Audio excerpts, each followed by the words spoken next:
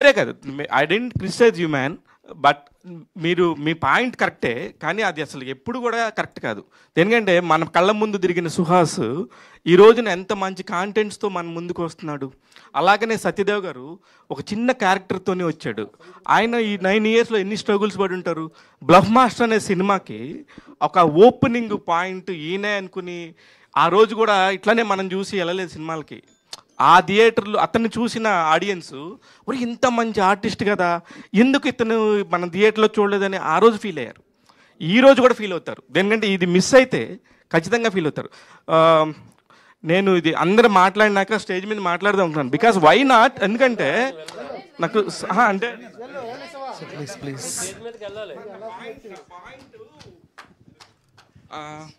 నా పాయింట్ మనం కర్మ సిద్ధాంతాన్ని నమ్ముతాం కదా, కర్మ సిద్ధాంతం అని ఉంటుంది. కర్మ సిద్ధాంతాన్ని నమ్మినప్పుడు ఇక్కడ మనకి ఒక కర్మ సిద్ధాంతం అంటే మనం చేసే ప్రతి పనికి ఫలితం వస్తుంది. దీనిలో వీళ్ళు చేసిన పనికి 100% ఫలితం వచ్చేసింది. ఇక్కడ 100% అనేది ఫుట్ఫాల్స్ వల్ల లేకపోతే రివ్యూస్ వల్ల అనేది అనుకుంటున్నారు అనేది చాలా బాధగా ఉంది. అదొక్కటే బాధ నాకు. దేనికంటే వీళ్ళు చేయాల్సింది, ఆయన రాసింది అద్భుతమైన స్క్రిప్ట్. ఆ స్క్రిప్ట్ని ఎంత బాగా 2.5 గంటల్లోనే చెప్పాలి. 700 పేజీలు అంటే ఒక 10 ఎపిసోడ్ల వెబ్ సిరీస్ వస్తుంది. దాన్ని కట్ చేసుకుంటా కాంటెంట్ని అర్థమయ్యేటట్టు చెప్పి అన్ని లాంగ్వేజ్ల్లో నుంచి హీరోలను తీసుకొని వాళ్ళందరికీ కనెక్ట్ అయ్యే పాయింట్ తీసుకొని ఎవరిని తగ్గించకుండా అలానే ఎవరిని పెంచకుండా క్యారెక్టర్స్ ఇంద బిల్ట్లో ఉండటం అనేది చాలా ఇంపాక్ట్ క్రియేట్ చేస్తుంది ఆ 2.5 గంటల్లో అంత 700 పేజీల స్క్రిప్ట్ని. దాన్ని ఈయన కరెక్ట్ చూజ్ చేసుకున్నాడా లేదా అయినది unnecessary thing. I think so. మన గవర్నమెంట్ కూడా 60%ని ఫస్ట్ క్లాస్ మార్కులుగా ప్రకటిస్తారు, 75% మార్క్స్ని డిస్టెన్షన్లా ఫీల్ అవుతారు. You got 80% man. ఆయన అంటే బాగున్న సినిమాని పని కట్టుకొని కిల్ చేయాల్సిన అవసరం లేదు. ఎక్కడో కానీ రావు. ఇప్పుడు పేషెంట్ బెడ్ మీద ఉన్నప్పుడు అప్ అండ్ డౌన్స్ వస్తూ ఉంటాయి. అంటే పేషెంట్స్ మళ్ళీ బయటికి వచ్చే పరిస్థితి ఉంటుంది. కొన్ని సినిమాలు ఇలా డ్రాప్ ఉంటాయి, వాటిని ఎవరు కాపాడలేం.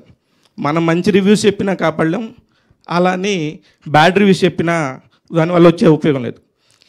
ఇలాంటి ఒక మంచి cinema up and downs, full of up and downs ఉంటాయి. ప్రతి సెకండ్ అరే ఏమో ఇప్పుడు బ్యాగ్లోంచి డబ్బు కింద పడిపోయింది, లోపల ఎలా పెడతాడో, ఇది మనం ఎప్పుడైతే ఫీల్ అయ్యామో ఆ సినిమా హిట్. దాని గురించి ఇంకా నాకింత అంటే ఒక మనిషిని ఒక కన్నడ పెద్ద ప్రొడ్యూసరు నాకు ఫోన్ చేసి కొంతమంది హీరోల నెంబర్లు అడిగాడు. నేను ఇచ్చాను. జీబ్రా రిలీజ్ అయింది, అన్న సత్యదేవ్ గారి నెంబర్ దొరికిద్దా అని అడిగాడు. I send him. Kannada producer Satyadev number పంపించాను. ఎందుకంటే వేర్ ఈజ్ ద కాంటెంట్, ఎంత తొక్కినా ఎవడు ఆపలేడు. పాయింట్ వైజ్గా సత్య నువ్వు వచ్చిన పాత నుంచి నువ్వు కరెక్ట్గానే వెళ్తున్నావు, యు ఆర్ ద పర్ఫెక్ట్. ఎందుకంటే మెగాస్టార్ వచ్చి 2 గంటలు నించొని నీకోసం సత్య నా తమ్ముడని చెప్పడం అనేది దానికంటే ఈ రోజున నువ్వు సాధించేది ఇక్కడ ఏమి లేదు. ఇదేంటంటే నువ్వు ఒక వారానికి 5 రోజులు సాఫ్ట్వేర్ ఇంజనీర్గా జాబ్ చేసుకుంటూ 2 రోజులు వచ్చి ఇక్కడ సినిమా ట్రయల్స్ చేసుకున్నాడువి, అది మర్చిపోవద్దు. ఆ రోజులు మా అందరికీ గుర్తున్నాయి. ఈ రోజు నువ్వు ఉన్న స్టేజ్ చాలా పెద్దది. Enjoy your self, don't think 20%, please follow 80%. All the very best.